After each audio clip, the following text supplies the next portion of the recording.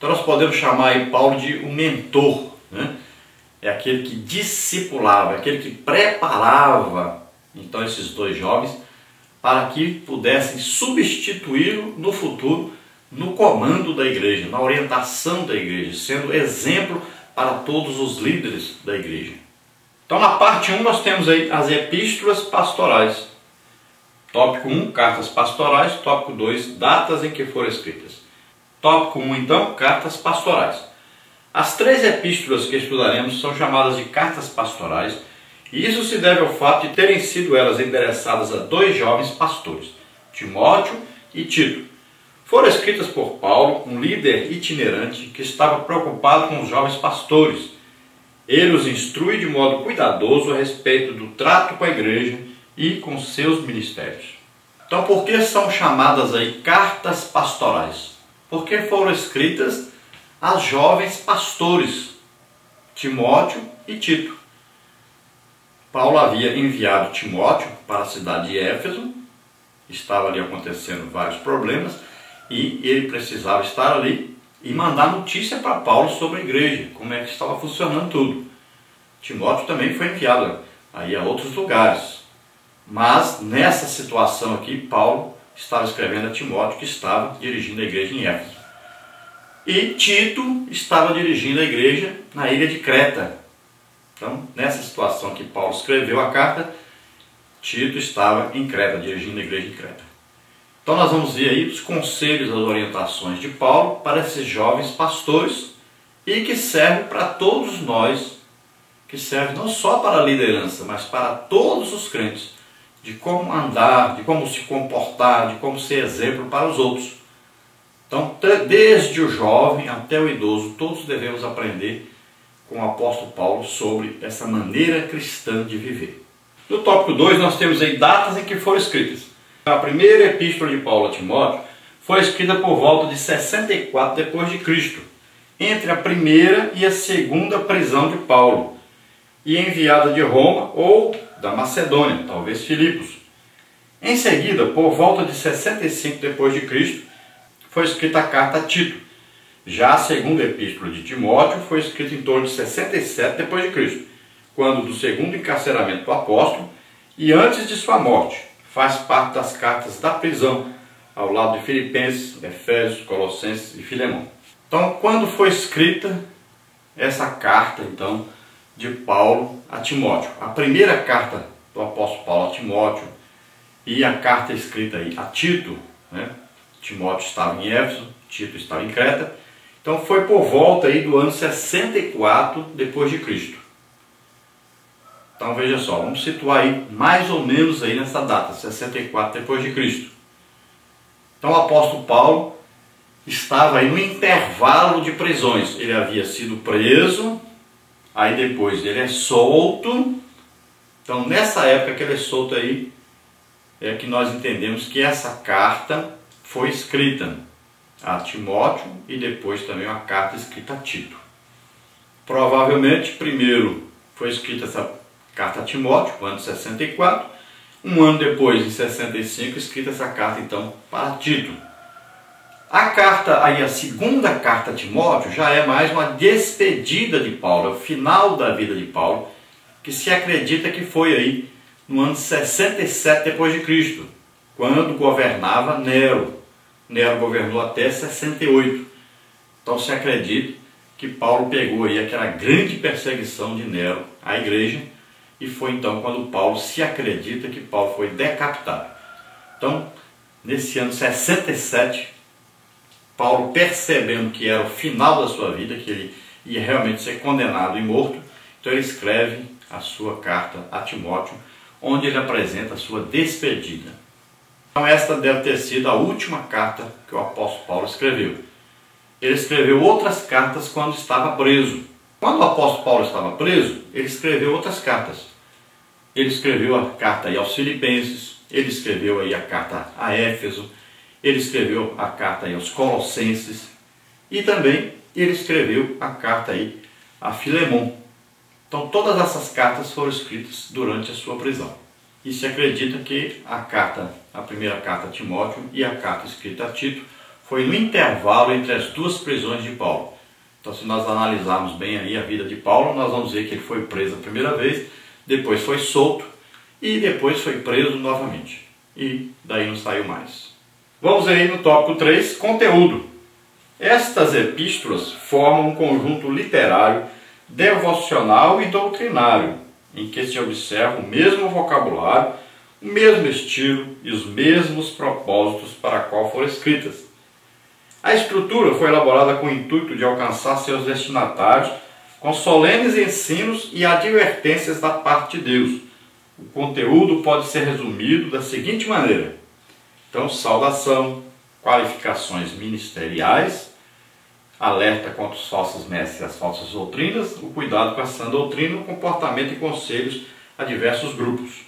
Veja bem que a linguagem de Paulo agora, ela muda um pouco. Ele usa palavras que ele não usou nas outras epístolas. Primeiro porque era uma coisa mais íntima, era uma coisa mais direcionada a seus dois filhos na fé. Segundo, porque ele agora aprendeu na sua convivência, com os romanos, ele aprendeu muitas outras palavras que antes ele não usava. Então agora ele usa. E a linguagem que ele apresenta é uma linguagem escrita, lembrando, para dois jovens pastores. Então, a linguagem é um pouquinho diferente da linguagem usada nas epístolas gerais. Então vamos ver qual é o conteúdo dessas cartas então. O primeiro conteúdo aí, saudação. Nas saudações aos destinatários, Paulo demonstra o seu cuidado para com os jovens obreiros. 1 Timóteo 1:2, Tito 1, de 1 a 4. E 2 Timóteo capítulo 1, versículo 1 e 2. Então Paulo chama todos os dois de filhos na fé, de companheiros, de servos de Deus, de amigos íntimos dele. Então é assim que ele trata eles. Assim como Deus trata as pessoas como filhos, também Paulo estava tratando aí o jovem Timóteo e Tito também como filhos seus. Agora, qualificações ministeriais. Paulo demonstra que para ser ministro do Evangelho há requisitos a serem respeitados. 1 Timóteo 3, 1 a 13, Tito 1, de 5 a 9.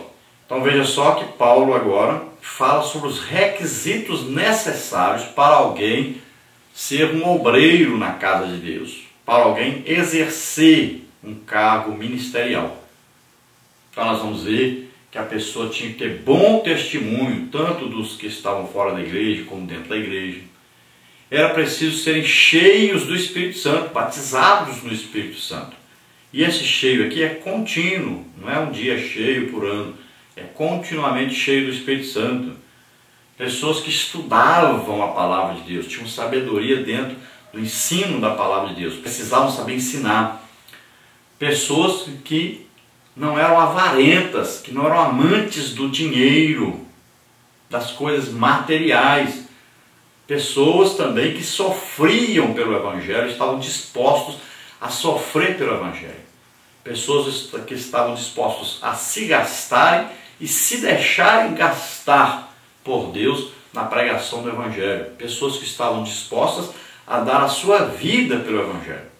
O que é muito raro de acontecer hoje.